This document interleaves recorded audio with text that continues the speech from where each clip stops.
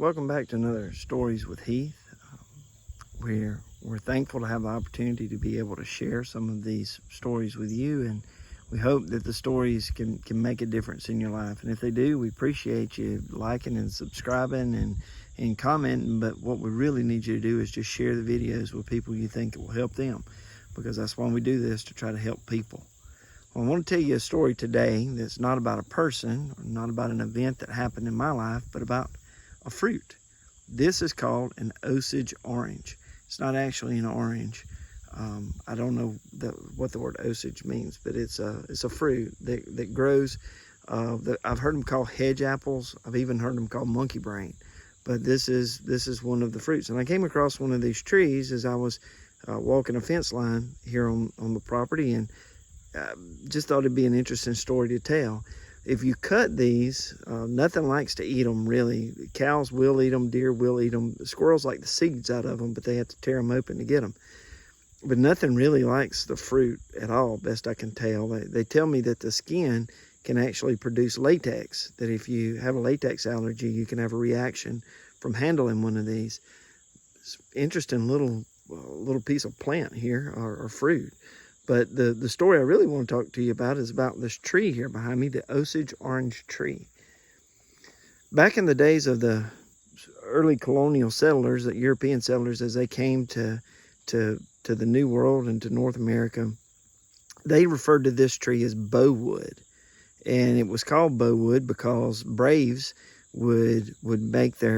of Native American tribes would make their bows out of the limbs of this tree. And it was a fantastic wood for making bows. And because it's not good for lumber itself, it grows crooked, and like a lot of citrusy kind of fruit trees do, and this is not a citrus, but a lot of fruit trees do, the wood is not really good for what they wanted it for. But they found out that the wood itself is rot resistant, and it's twice as strong or more than white oak. It burns hot, burns a long time, so it had a lot of uses early on in settling of this country. But they found a really cool thing they could do with it. If they would prune the limbs back pretty hard and plant them in a row and prune the limbs back, they would grow these sucker branches, and the sucker branches would grow out and intertwine. They had thorns on them, and they would create a fence, and the fence would keep the cows out of like the corn, or keep the cows out of the beans or whatever. So they would plant them a lot of times along the fence rows, because before barbed wire, they made a fantastic way of keeping livestock out of the places that you didn't want the livestock to be. Well, time passed. The invention of barbed wire came along. A lot of the Osage orange trees were cut down, and they were used as fence posts because they were strong and because they were rot resistant. And so Osage orange as a species is not as popular today as it was back in the early days of this country. Now, there's a moral in this story. There were times in which this tree served a purpose that no other tree could fulfill, and it was its heyday, its prime. It was a fence. It was a material for weapons of war. It was sought after. It was valued. But the world changed. No longer do we need bows or fences made out of trees. Now we have modern technology and metallurgy, and we have wire fences that have been performing for way over 100 years, 200 years almost, that virtually unchanged in that time. It's a great technology. We have firearms that have come along that have taken the place of the bow, and even if you're using a bow, the composites and the compound structure of modern bows, you don't need this wood anymore. The world changed. The tree couldn't. It didn't, for sure. It couldn't. Even the fruit it produces is not something that is desirable or useful. There are times in our lives where things are going our way, where it seems like things are just falling into the way we're designed, the way we're made, the skill sets that we have. sometimes the world changes. And we've seen the world change several times in our lifetimes with the advent of technology, with things like the pandemic, with things like the rapid rise in transportation. I mean, do we really think that we went from not being able to fly to being on the moon inside of 100 years? The ability of the world to change and change so rapidly, it's going to be scary.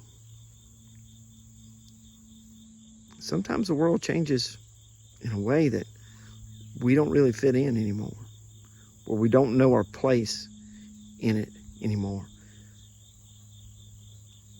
You call it a trope, a man out of time, but that's the way it feels sometimes. So you got a choice. Either you can be cut down and turned into fence posts, or you can try to find a new place in the world that exists. You got to, whatever that looks like. You know, it has been said that if the 1950s ever came back, American Christianity would already be set to go. But the 1950s are not coming back. And a lot of what we're doing with our practices and with our structures are based on reaching a time that no longer exists, like an Osage orange tree. We've got to figure out a way to adapt to I don't know that adapt is the right word, but to change our approach to reach the world in which we live, because the world in which we came from is not coming back. That will never come back. We have to figure out how to make it in what we're doing. And for each of us and in each context, that's going to be a little different. It's going to be unique to you, just as unique as you are. But here's the really cool thing. The Bible says that God fashions the times for us so that we can rest assured we have what we need to be able to change to meet the world that He's allowed us to live in, that He's placed us in. And He has a purpose for you. If your time was as gone as the past, you'd be gone too. But you're still here, still watching videos. I don't think they have YouTube in heaven. I'm just going to say that. I think you're still here if you're watching this. And if that's the case, then God has a plan for you right now in this context to be able to work for Him, for His glory. He does. I want to encourage you, if you've got air in your lungs, you're not done yet. All right, I love you. I'm hoping for the best for you. And I pray that God opens the doors for you to be able to see how you can make a difference today. All right, bye.